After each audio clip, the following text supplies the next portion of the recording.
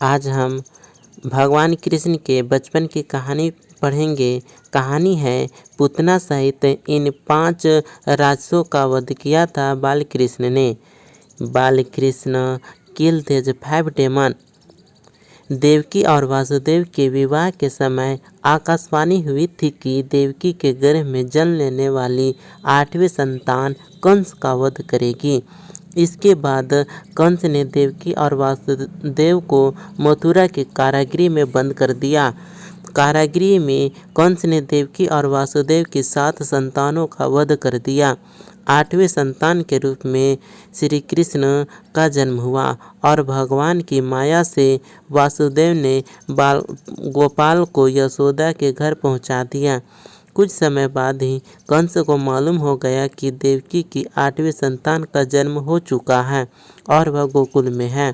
इसके बाद कंस ने कई राक्षसों को बालकृष्ण को मारने के लिए भेजा, लेकिन कान्हा ने उन सभी राक्षसों का वध कर दिया। यहाँ जानिए बालपन में ही श्री कृष्ण ने किन राक्षसों का वध कैसे किया था। पहला कहानी है पूतना का वध। बाल कृष्ण ने सबसे पहले पूतना का वध किया। पूतना के विषय में काफ़ी लोग जानते हैं। वह कंस द्वारा भेजी गई एक राक्षसी थी और श्री कृष्ण को स्तनपान के जरिए विष देकर मार देना चाहती थी। पूतना कृष्ण को विषपान कराने के लिए एक सुंदर स्त्री का रूप धारण कर वृंदावन में पहुंची थी। मौका पाकर पूतना ने बालकृष्ण को उठा लिया और स्तनपान कराने लगी। श्री कृष्ण ने स्तनपान करते करते ही पूतना का वध कर दिया। दूसरा कहानी है तृणावर्त का वध। जब कंस को यह मालूम हुआ कि पूतना का वध हो गया है, तो उसने श्री कृष्ण को मारने के लिए तृणावर्त नामक राक्षस को भेजा। तृणावर्त बवंडर का रूप धारण करके बड़े बड़े पेड़ों को भी उखाड़ सकता था। तृणावर्त बवंडर बनकर गया और उसने बालकृष्ण को भी अपने साथ उड़ा लिया। इसके बाद श्री कृष्ण ने अपना भार बहुत बढ़ा लिया, जिसे तृणावर्त भी संभाल नहीं पाया। जब बवंडर शांत हुआ तो बालकृष्ण ने राक्षस का गला पकड़कर उसका वध कर दिया। अब तीसरी कहानी है वत्सासुर का वध।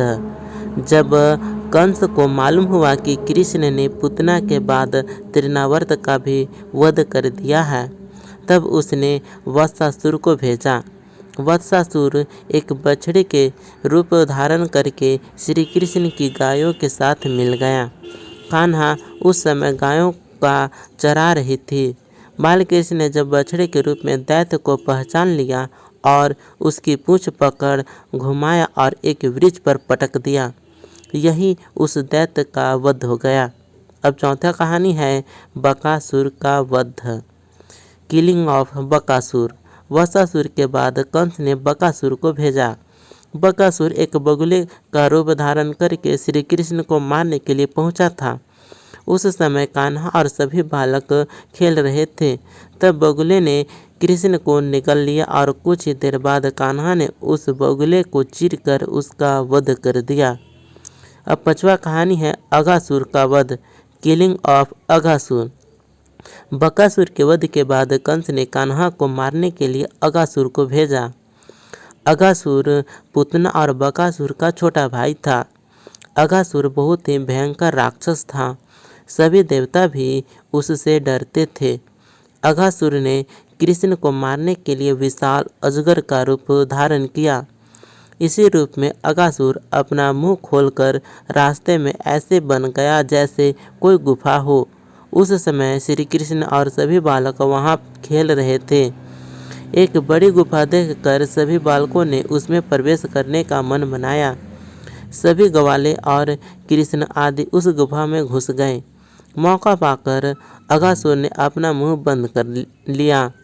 जब सभी को अपने प्राणों पर संकट नजर आया तो श्री कृष्ण को सबको बचाने की प्रार्थना करने लगे। तभी कृष्ण ने अपना शरीर तेजी से बढ़ाना शुरू कर दिया। अब कान्हा ने भी विशाल शरीर बना लिया था। इस कारण अघासुर सांस भी नहीं ले पा रहा था। इसी कारण अगासुर का भी वध हो गया। अब छोटा कहानी है यमलार्जुन का उद्धार, यानी यमलार्जुन का उद्धार।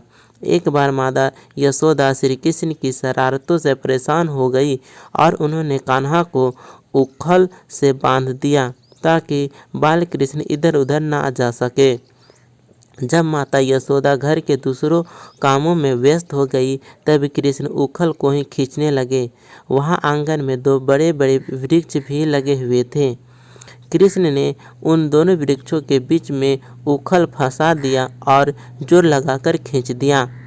ऐसा करते ही दोनों वृक्ष जड़ सहित उखड़ गए।